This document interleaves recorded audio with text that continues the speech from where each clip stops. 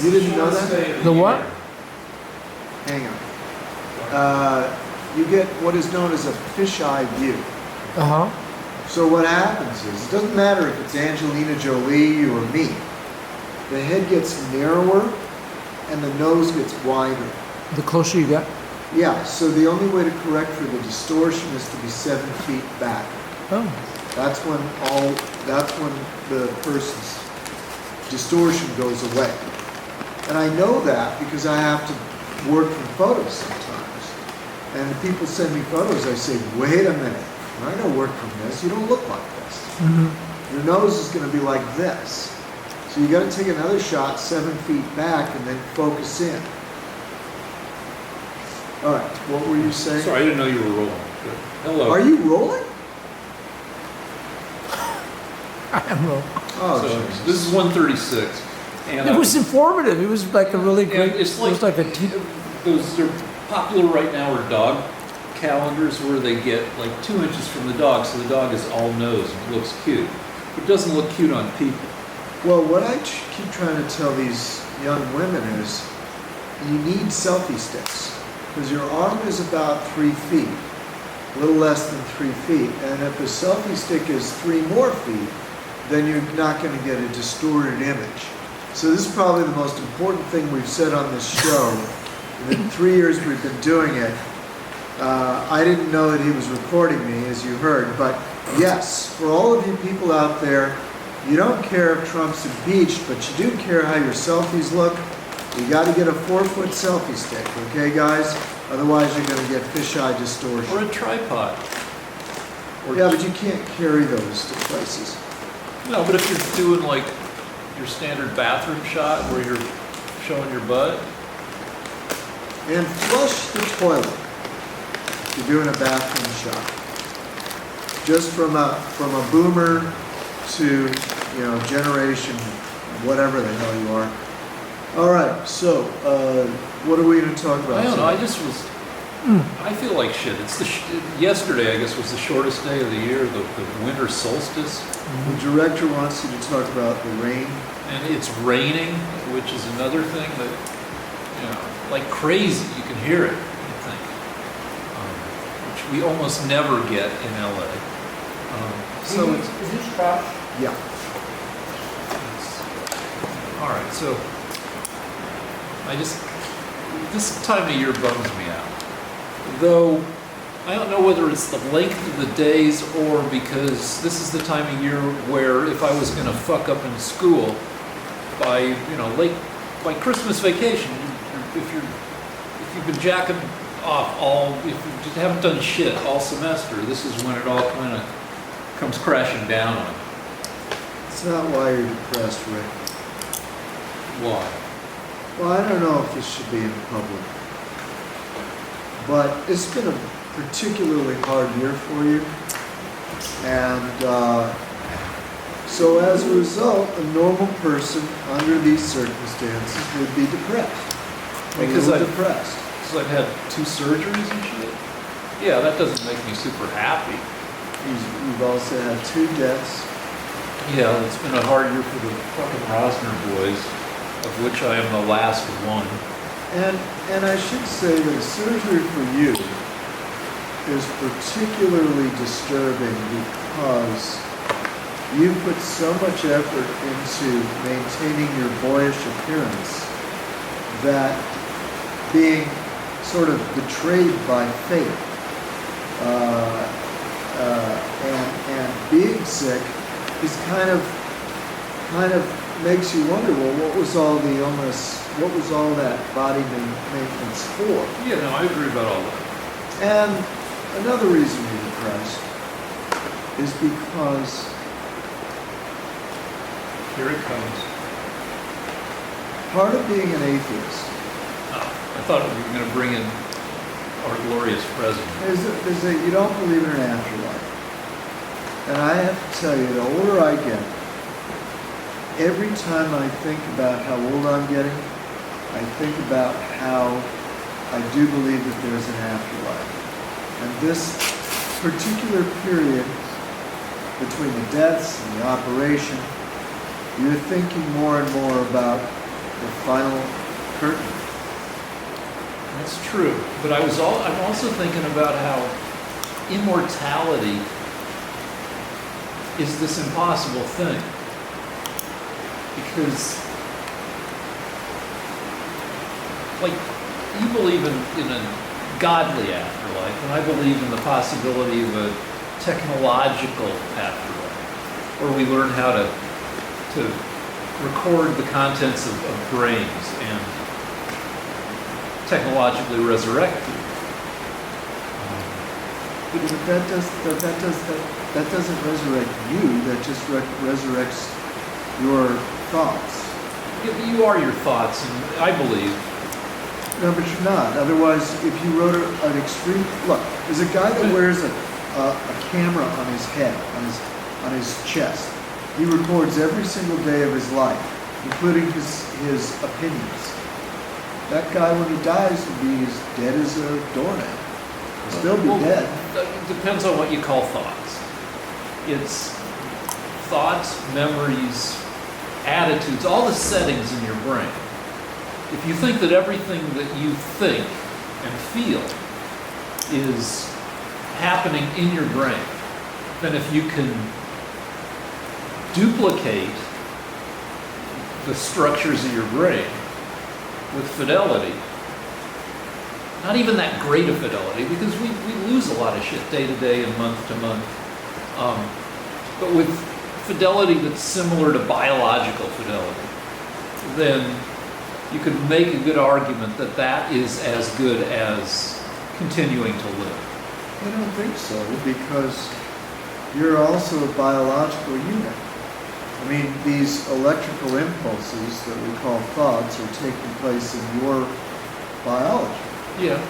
Once you destroy the biology, a record of those electrical impulses and patterns doesn't mean anything except... Or well, just to make it easy to argue, say you get your body cloned. Then the clone is alive and you're dead. Well, you get your body cloned minus the brain, just to make it for the sake of argument. You move your brain in there. If you could do that, you'd be alive. Okay. I think. And if you can over time replace more and more of your brain with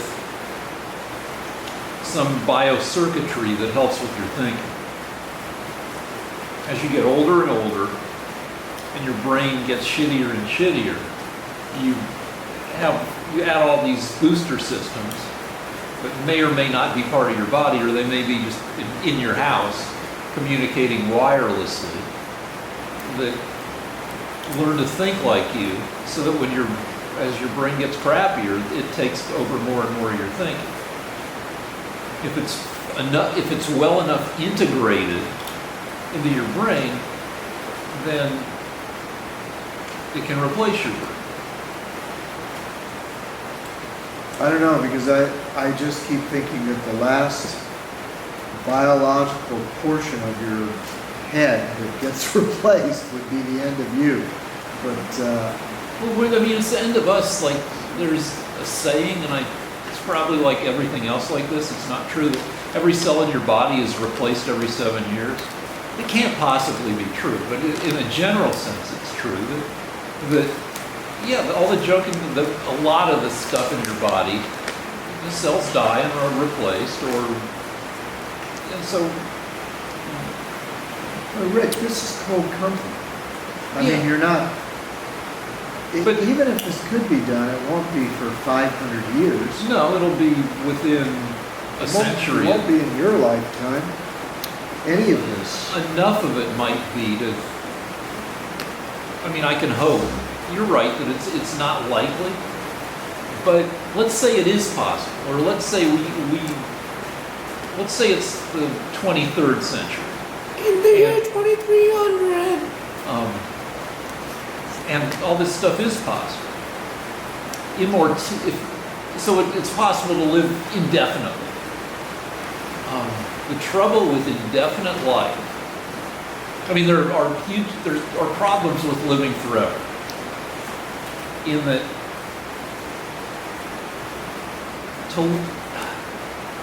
for us to live forever as ourselves means that we don't grow. We don't, if it's a million years from now and we're still Lance and Rick, that means that we've experienced a million years and we're not a million years wiser, because we still have little teeny human brains, and they can only get so much, get so good.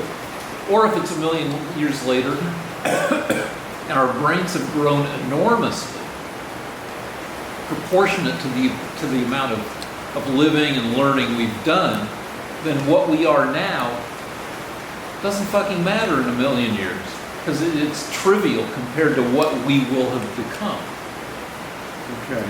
So wanting immortality for us as ourselves is in the limit, the infinite limit, or even the million-year limit, or the 50,000-year limit. It's like, it's senseless to want to, it doesn't work logically. It makes sense to want another 100 years, another 200 years, but to want to keep living as the people we are now for thousands of years, tens of thousands of years,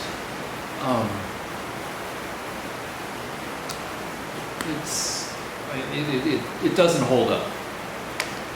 Does that make sense? Well, I think that I had a Zen master, and his name was Maizumi Rashi, and I asked him why we can't live forever. Why can't we live forever? He was all pissed off because I had had a couple of deaths, and I said, why couldn't God have set it up so that we can live forever? And he said something that I've wondered about for 30 years. He said, in these bodies, that would be worse. So I think what he meant to say was that if we continue to live in these bodies, we would continue to have all the needs to sustain life, which would probably grow pretty tiresome after the first 1,000 years. Well, not necessarily tiresome, but maybe meaningless, because... Well, let me just go on with what I think. I think that what he was saying was coming from a place of firm belief in an afterlife, so that there was another kind of existence that wouldn't have the limitations of the three-dimensional body, and would be more, would just be better for that reason. I don't think he was saying that we would, decay and age. I think he just meant that there are higher forms of existence, where we don't have the same earthy needs. Well, there are higher forms of existence for us in the material world. Yeah. I mean, what we will be living as 100 years from now will be an improvement over how we live now. You'll be able to technologically improve yourself. Well, I will, before we go on to that though, I will say one other thing. And I get this from Brad Pitt, who played Achilles in the movie Troy. He said that the gods envy us because we die. Therefore, everything we do has more meaning. So there's more risk, and there's more preciousness. In other words, supposing you fall in love when you're 20. Well, you'll never be 20 again. So it's very meaningful. You may only have one mate or three mates in a lifetime that mean anything to you. I hate this argument. You only have a certain amount of time to accomplish things. So you have to get a move on. You can also argue that everything's more meaningless because you're at the end of everything you're dead and you don't remember anything. No, but what you've done is more meaningful if you believe in an afterlife and a God and the idea that everything we do has a spiritual impact on the universe. But this is also a variation on, I'm not just quoting Brad Pitt as Achilles in the film Troy. One of the things that that the angels said to God in the books of Eden is the angels said, criticized humans for being so sinful. And God said to the angels, if you were down there, you would be worse, which put them in their place. The idea being that being down here, we are pitted against quite a few moral and risky challenges. So that's why it's important to die. But you're saying what? That in the future, life would be much better anyway. Well, life, I mean, if you store, even without knowing that the technology is going to change everything, you can just look back historically and life steadily, it's got bumps, but we live better as regular people now than kings did 200 years ago. Of course. And it just, life improves. Lifespans improve, entertainment improves, health improves, medicine, Sure. knowledge, all this stuff. All right. And that's going to continue, except it's going to accelerate because technology accelerates. Okay. But anyway, this is tedious. But let's go up. You were talking about morality, so let's talk about a magazine called Christianity Today. A couple days ago, the editor, I guess, wrote an op-ed saying that Trump is morally unfit to be president and should be impeached. And Christianity Today is, I would believe, isn't it the largest highest circulation magazine for American evangelicals? Well, I haven't read my copy this morning. So I was unprepared for this attack, and I assume you were as well, because I want to know why he said such a brazen lie. Was there a reason, or is he just a? We can read it. I mean, I read it and remember nothing of what I read. You know why? Because there are no specifics. Just as you don't have any specifics. It's very well and good for someone to say, I think this man is morally reprehensible. Yeah, well, But you have to have a reason why you think that. I mean, our director just pulled up Trump on the cover of Playboy from probably 15 years ago. 1980. 1980, all right, 39 years ago. Playboy. Well, that must. No, it can't be 30. No, 80. Yeah, I mean, he's 100 pounds lighter in that photograph. So here's the thing. We could pull up the editorial. This is very interesting to me. I've been thinking about our show. We started off 2 years ago where I was criticizing Obama, and you were trying to defend Obama. Then, now we've gotten to the point where you're attacking Trump and I'm defending Trump. In a few months, in the summer, you'll have a candidate that I can attack and compare to the record of my candidate, so it'll be more even. But the thing that interests me in the arc of the show is that I think I did an effective job of portraying Obama as a failure and even evil.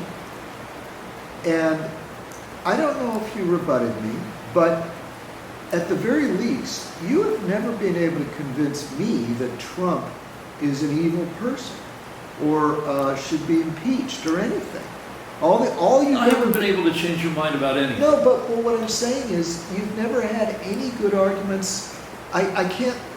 When you quote to me this magazine says he should be impeached, and I say why, I knew you would just stare at me blankly, like, well, I have to read the editorial. You know what? I know why I hate Obama, because he did specific things.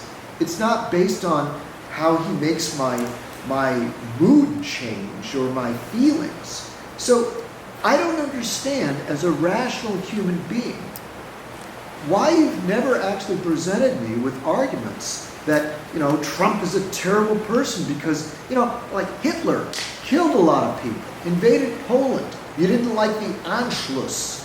The Holocaust left you cold. What is it about Trump? What actions has he done that really bother you, that make him impeachable? Well, a lot of my attitudes about Trump come from the feeling that, knowing his history and feeling that, among other things, that the president should, to some extent, be a moral exemplar.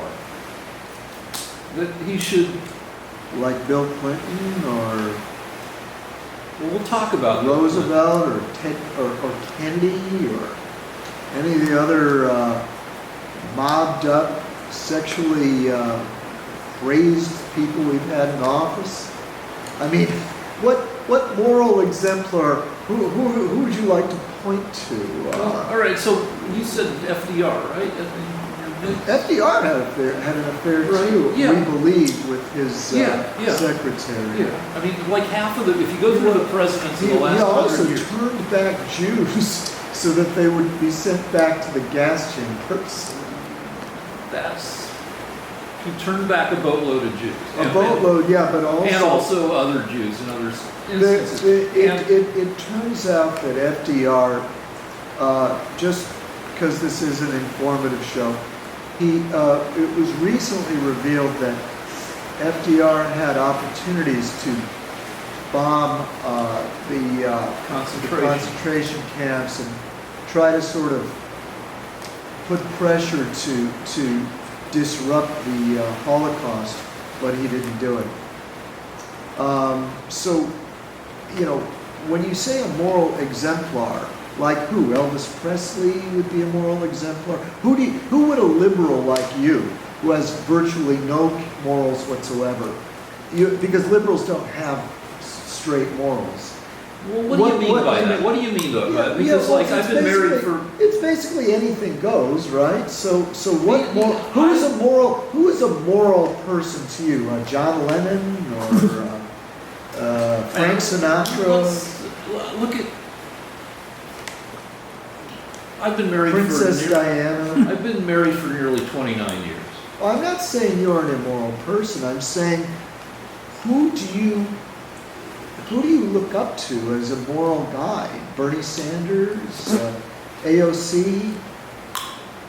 I don't know enough about AOC, and I know I don't look up to Bernie Sanders, and I know that conservatives think that Jimmy Carter was one of our worst presidents. I've heard that from conservatives. So for you, he would be the moral. But he's standard. been an immoral exemplar. He's 95 years old and he's still building houses with Homes for Humanity. Okay.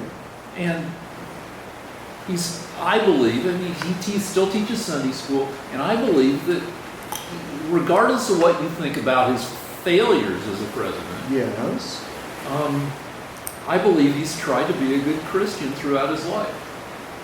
And are you going to argue that Jimmy Carter is evil? I'm going to argue that Jimmy Carter was such a bad president that, for a variety of specific reasons I can give you, that it's profoundly foolish and misguided to use him as an example. Well, I'm not saying that he was faultless as president, but I do think he's a moral exemplar. And there's also the other deal, which is I'm sorry, go ahead. Well, there's the other deal that you're not going to find a flawless president. And FDR didn't do enough for the Jews in World War II. At the same time, he led us out of the Depression, and we can argue about how effective that was, but he also led us through World War II. He was president for 12 and a half years. But was it his moral character that you... so you consider FDR to be someone that you look up to morally. Well, is that who you want Trump to act like? Someone from the 1940s? Is that realistic? I think the president should at least try to be somebody that people look up to. Would you vote for Mike Pence? No, because I don't like his politics. Oh, I see. So you see the inconsistency and hypocrisy? No, just because somebody tries to be morally upstanding doesn't mean that they automatically get my vote. No, but I mean the point is that you're creating a kind of a pathetic standard. So we haven't even pinned down the standard yet. Well, yeah, but see, this is what I'm saying is that you can't mention Trump's policies in particular, but you say he's a reprehensible person. And then I say, well, what about Mike Pence, who's morally upright by anybody's standards? And you say, but no, I don't like his policies. Well, and so what am I there supposed are things to about believe? now. What am I supposed Mike to believe? Pence at least tries to be. Since I kind of think that Mike Pence is sincere in his beliefs, Okay. and some of his beliefs I don't like in that they're anti-gay. What exactly about gays does he want to do, just out of So curiosity? he passed one of those laws that, and had to get rid of it because it was similar to what North Carolina passed, that businesses are allowed to discriminate against gay people on religious grounds. Would a church be able to discriminate against hiring a gay pastor? Yeah, I mean, his wife works at a place that had a school that doesn't hire gay people. So, if a church, if you agree that that's fair, that a church shouldn't have to hire a gay pastor, then what's wrong with the law? What?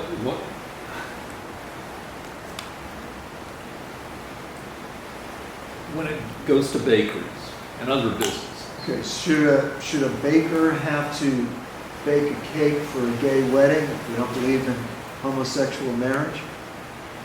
Yep. They should be forced to. The government should go ahead and put a gun to their head and say, you make They're that not allowed cake. to turn down businesses on the basis of sexual orientation. What do you got here? 2 minutes. All right. Well, why not? Because should a bakery be able to turn down, say a woman walks into a bakery, says she wants cake, and the baker says, well, we don't sell cakes to women. Yeah, but being a woman is not a behavior. So if you don't And you believe, can argue, and if you don't believe, if you don't believe in homosexual behavior, then why should you have to participate in homosexual activities?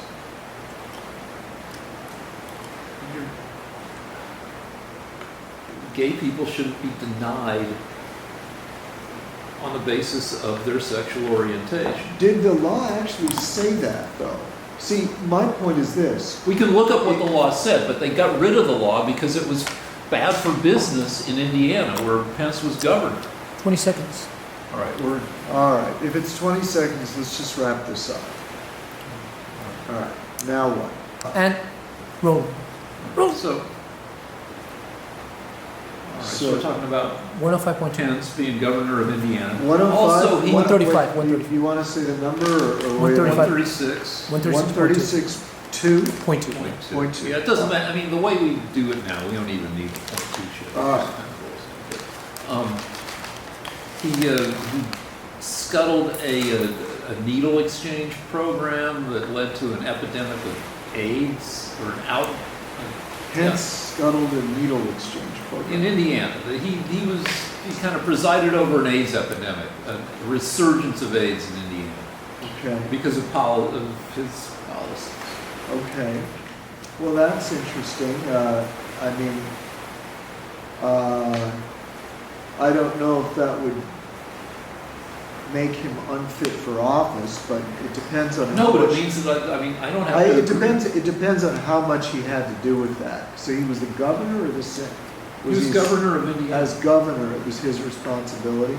I believe so. All right. I just have to confess, I don't know enough about. And I probably have details of it wrong, even though I stated almost no details. All right, but the point I'm trying to make is, you're not really basing your decision. You're saying that Trump is so morally reprehensible that even if you loved his policies, you couldn't vote for him, or Yeah, that. I think so. Okay, so you'd vote for Sanders over Trump. Yeah, though I don't love Sanders either. But given if those were the only two, I'd vote for Sanders. Okay. So, I didn't mean to trap you on this, but Sanders got in the news again today because he said something about how we need to support the Palestinians as much as we support the Israelis. He was sort of equating them morally, that U.S. policy should be completely neutral. I couldn't learn much about the details without going to his site, but do you think that seems like Sanders can't see the difference morally between the two parties, the Palestinians and the Israelis? Without knowing the details, it's hard to say. All right. I had to unsubscribe to AIPAC today because I was just getting too many emails from them. But I've been subscribed to AIPAC for quite a while and haven't learned any. That's the American Israeli Political Action Committee. Okay. Well, let's get on. All right, but if you want me to list Trump's moral shortcomings. Yes, let's hear about it. All right. But before you tell me this, I'm just going to tell you where I'm going with this, and that is that I don't care about the personal moral behavior sexually of the president. Yeah. For example, if Clinton was able to realize his dream of having sex with lots of girls in the White House, but I liked his policies, then I'd say that's his personal business. In fact, we're going to talk about blowjobs later. If it turned out that that Mike Pence was, if it turned out that any of the presidents were gay, but I liked their policies, it wouldn't bother me. It wouldn't make any difference. I myself am neutral on certain aspects of homosexuality. All that to say that the sexual behavior of the politician is not that important to me. I don't base that. I wasn't going to argue on the basis of sexual behavior. Okay. It also irritates me. It irritates me that Trump calls people names, but sometimes they have it coming and it's kind of refreshing. So I don't know what his immorality is. All right, so according to a huge investigative report by the New York Times last year. I'm sorry, go ahead. Well, the New York Times is the ones that convinced poor Rick that Trump was a Russian spy. They never retracted any of that. And you keep saying I believe things about Trump that I don't believe. But anyway. You keep changing the definition of the terms like it makes you sound more reasonable. Okay, this is how it from goes. the very beginning, we've been doing this show almost 3 years. Yeah. And I don't think I ever claimed that. Now, maybe at the beginning I may have claimed there was a chance that Trump had explicitly colluded with Russia, but I don't think I ever said that. I don't think I said it, but I'm not precluding the possibility that I said it at some point. But the thing is... But the deal is that I've said all along, for 3 years, I've been clear about it, and I haven't really changed my terms, that I believe that Trump, and you keep asking me, and we don't need to have the argument, because we're just recapping at this point. The last couple of weeks you've asked me whether I've always thought that Trump has been manipulated by Russia, or at least, and I think Russia has tried to manipulate Trump, and that's thing one. And thing two is I think that they've been pretty successful in doing it. Now, and you've asked me, well, do you think Trump is consciously being manipulated by Russia or unconsciously? And I said, I don't know. But the first two things, I think, I've always been clear about thinking that. And you've always tried to make it that I think that Trump colluded with Russia. And I've always been pretty clear that I think Trump is in a relationship with Russia where he's manipulated. And that's not, according to a lot of definitions, collusion, but it is being manipulated. Okay. And then I ask you this. I say, do you think he knows that he's being, is he a participant in the manipulation? I just said, and then I said, I don't know. And that's such a cop-out. It's just unbelievably weak. It just means nothing. Listen, Rick, let me explain why. What? Okay, Rick, when you try to pretend, you're trying to convince people that you're reasonable by saying that you don't think he colluded with Russia, but then you have this sort of thing where he might have been aware of being manipulated by Russia. That's identical. No, it's not. I mean, because for you to think there was collusion, there would have to be something on tape or something on paper or witness statements. Yeah, that's what the dossier accused him of, and you believed in the dossier up until a few months ago. No, you keep saying that too, and you keep saying The dossier accused Trump of colluding with Russia. The dossier accused a lot of people of a lot of things. And when I said I believe that the dossier is partly true, then you like to say that the dossier says that I definitely 100% believe in that part of the dossier. And I can only believe what I believe. I know, but what I'm saying is you're not presenting people with credibility by saying, if I just say, okay, you think Trump's a Russian spy? You say, no, I think he was possibly consciously manipulated by Russia. Yeah, well, which is a specific thing. Yeah, but it's really, Rick, it's the same goddamn thing. It's not. A spy is like the Americans. It's somebody... Do you think that he literally did something against American interest for Russia?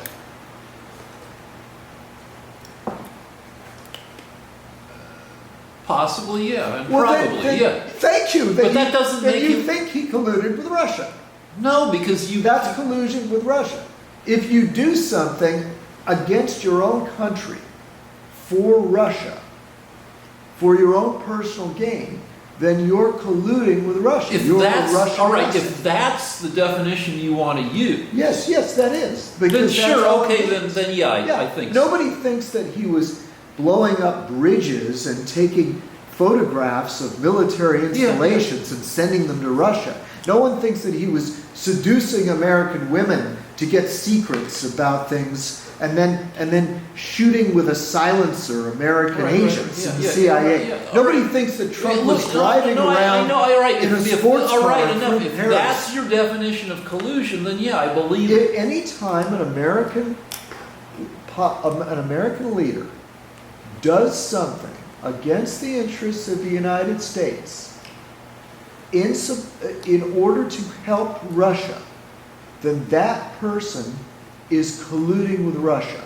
They are a traitor. They are a Russian asset. They are basically a spy.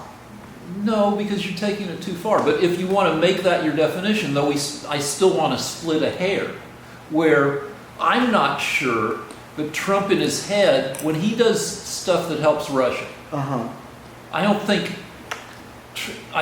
there's a process that goes on in Trump's brain where he thinks, well, this is good for Russia but bad for the U.S. but good for me, so I'm going to do it.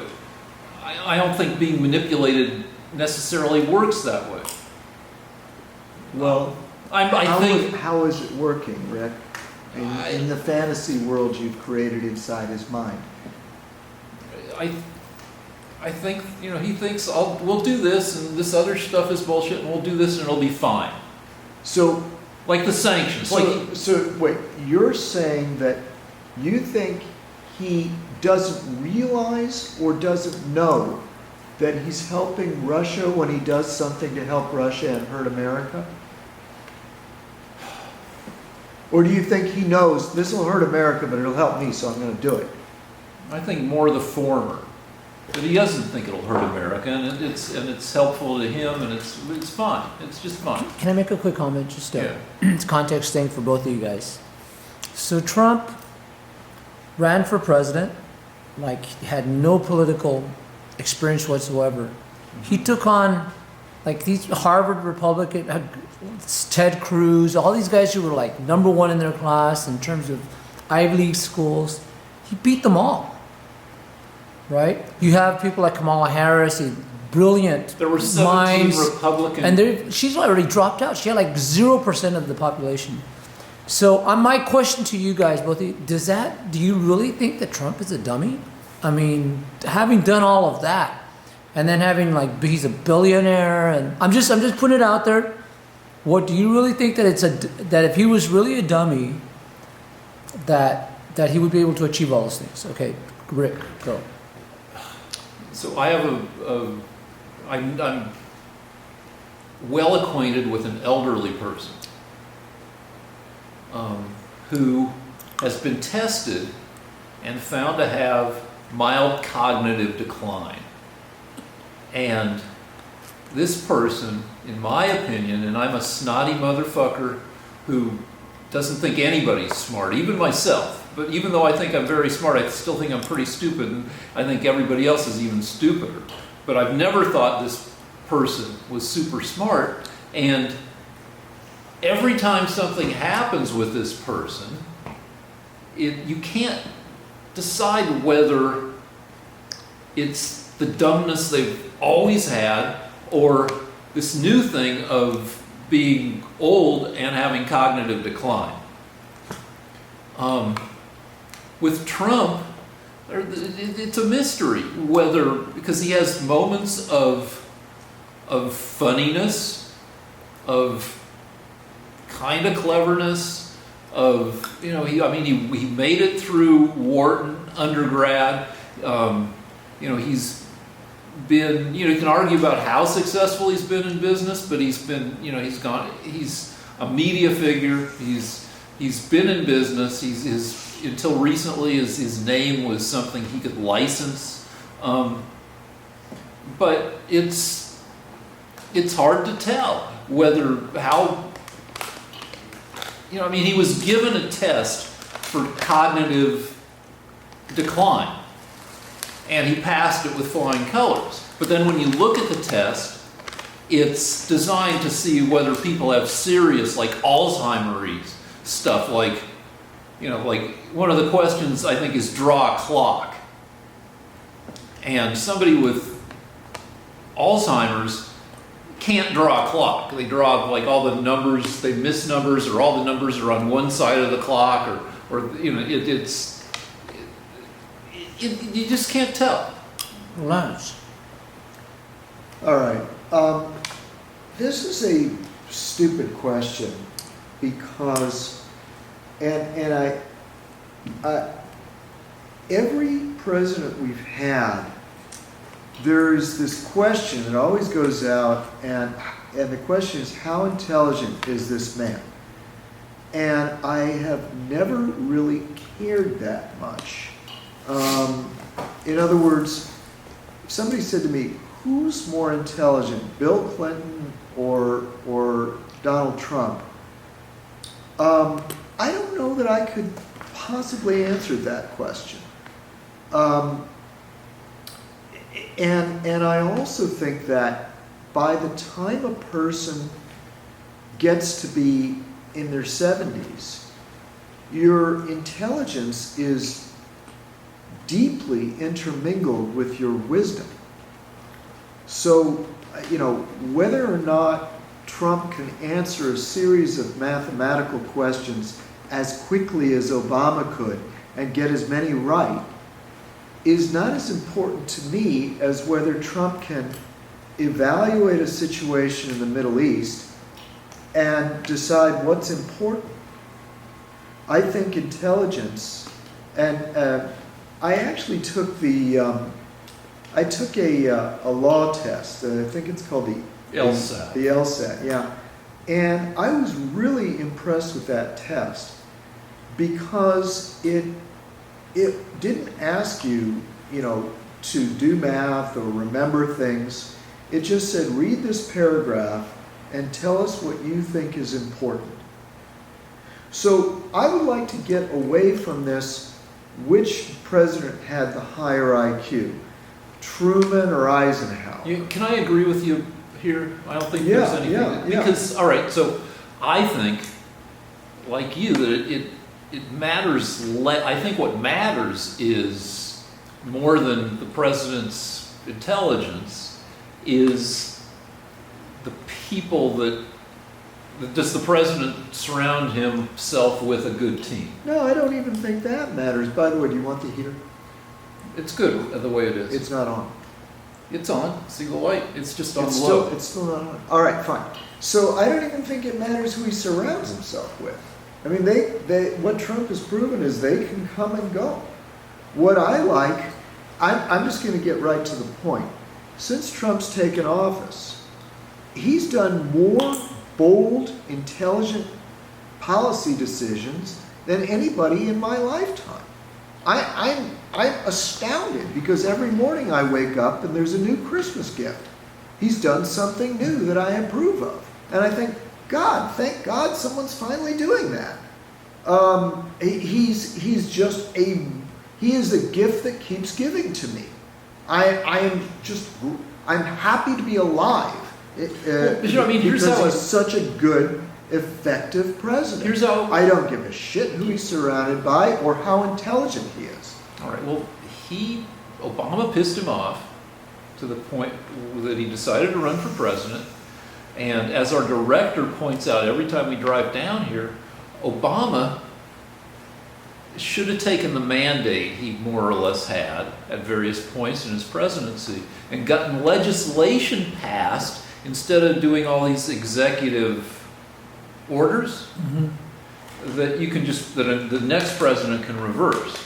So a lot of the shit that you love, that Trump has done, is just he's looked at whatever Obama did, which you hated. You hated almost everything Obama did, right? Yes. All right, so all Trump had to do to get your love is take his hate for Obama and as president, just look at whatever Obama did and just say, fuck that, we're getting rid of it. No, don't tell me what I think. Okay. He's done a lot of fantastic things since he's been president. I'll give an example. This slipped by and no one is talking about it. Just one little thing, and I've named 100 if you've been watching the show. I've given specifics, but just a specific thing this morning. Last week I had brought up that Trump had done new things in the Congress to get fewer limits placed on building the wall. And I thought, was I really clear on that? I read up on it again the next day. Yeah, it turns out that all that fighting over building the wall that went on all last year, where could he get the wall built? Could he get the money? Where was he going to get the money from? The Democrats caved completely. And I can't believe it wasn't the first headline on CNN and Fox. Turns out the Democrats completely caved on one. They gave him $1.6 billion he now needs only about 14 billion, and two, they caved on a lot of the limits so that he's now legally allowed to just grab more money from other departments. He could take it from the defense, I believe, budget. So in other words, didn't the court rule against that at some point? It did. It did. I think it was reversed or it's up in the air. But now Congress caved. Well, So my point is that I've wanted that wall built, and this morning I woke up and found out. Guess what? It's being built. Okay, Everything's so let me everything. mention it. Yes, go Couple ahead. of things. All right. One is you'd like to say that we didn't hear about that because, well, you didn't hear about it either very much. But that I especially didn't hear about it in my liberal media because that's not something they want me to hear about. Right. But I would say there's a counter argument which says that there's so much shit going on that we miss shit because the shit going on in politics now, those animals, you get these little pills. When you were a kid, capsules, like a pill you'd take, and throw them in water, the pill would dissolve, and the sponge animal would grow by absorbing water. And fucking that's what politics has done. Politics is out of its capsule and it's now a sponge elephant. It just takes a, for instance, here's the thing that we liberals should have known because it feeds into our Trump narrative. And somebody was on Twitter today saying, Seth Abramson, who pays a lot of attention to Trump, said, here's something you haven't fucking heard at all because there's just too much news going on. That Trump did the same quid pro quo shit with China that he did with Ukraine. Now we can argue about whether it's quid pro quo, what he did, but the point that he was just, let's not argue about that. Let's just point out that there's this whole other thing that if there was room in the fucking Newsday to go after this, the liberal press would have gone after it because it's what, and it just got squeezed out by everything else. Actually, no, that's not true. I saw a report on Fox, it happened to be, but what they did was they timed how much time the liberal ABC, NBC, CBS, and CNN spent on impeachment, spent on Nancy Pelosi announcing we have voted on impeachment, and it was like 6 minutes. It averaged between 6 and 4 minutes for each network, and how much time they spent where the FISA court had sent a letter to the FBI saying that we no longer believe anything you tell us, that you completely deceived us, you committed fraud, we want an explanation from you, we want reforms, and that the FBI has zero credibility. Well, you know how much time those liberal media spent on that? They spent exactly 0 seconds. But So I saw it all over the place. it was not the day of it. They spent 6 the day of minutes. All right. The day the report came out. Okay. Then Fox is lying to me. But I know for sure, you can't convince me otherwise, that CNN has spent enormous amounts of time, every heartbeat, every phrase of Nancy Pelosi on impeachment, and hardly anything on the fact that the FISA court now supports the IG's accusations that the FBI was completely corrupted, and that this was, by the way, the Obama FBI.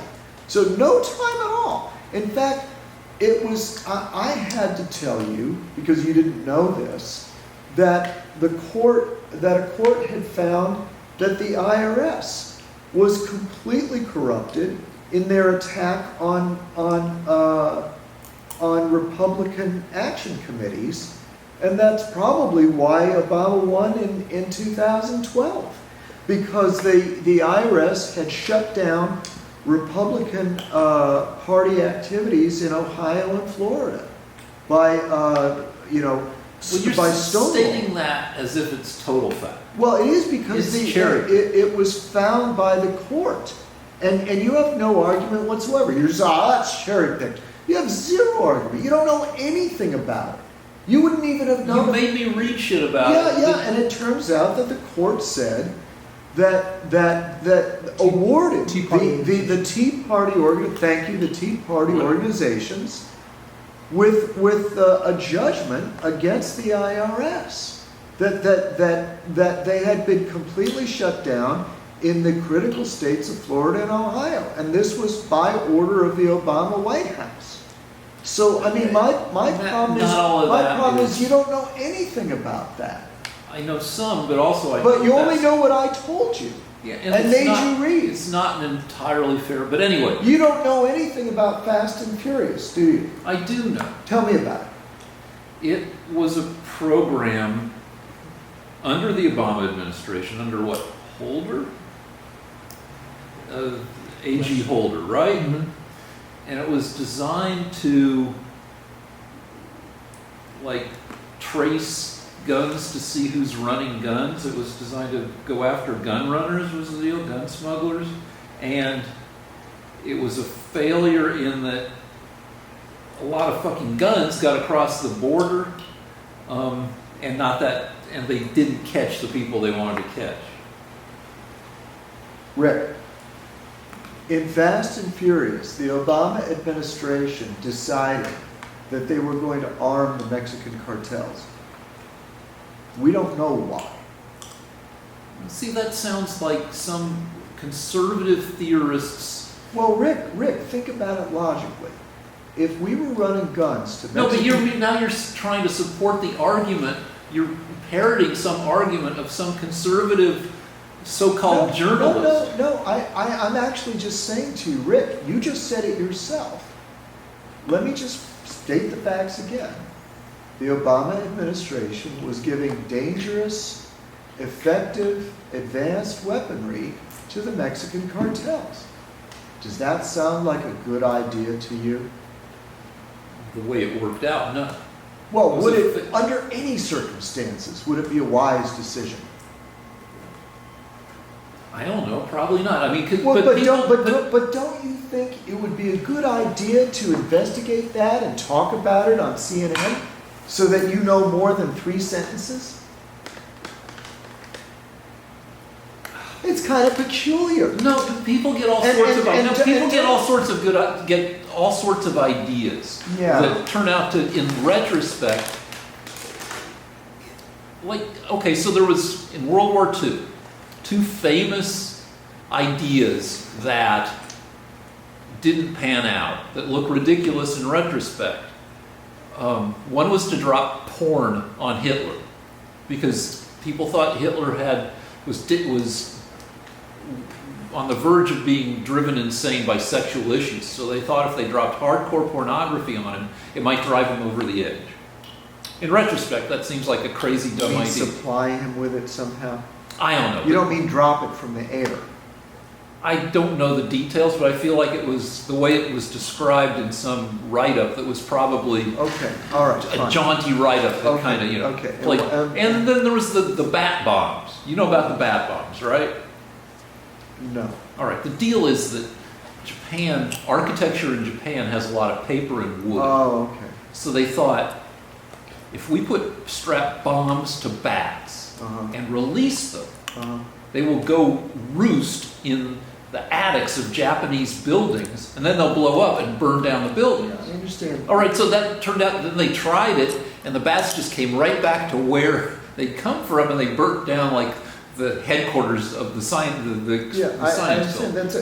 That's a colorful story. All right, but the deal is, so Fast and Furious, you're saying that it was a craven kind of evil plot to supply guns to the cartels, and I like to say, never blame on malice what you can attribute to stupidity. Yeah, but okay.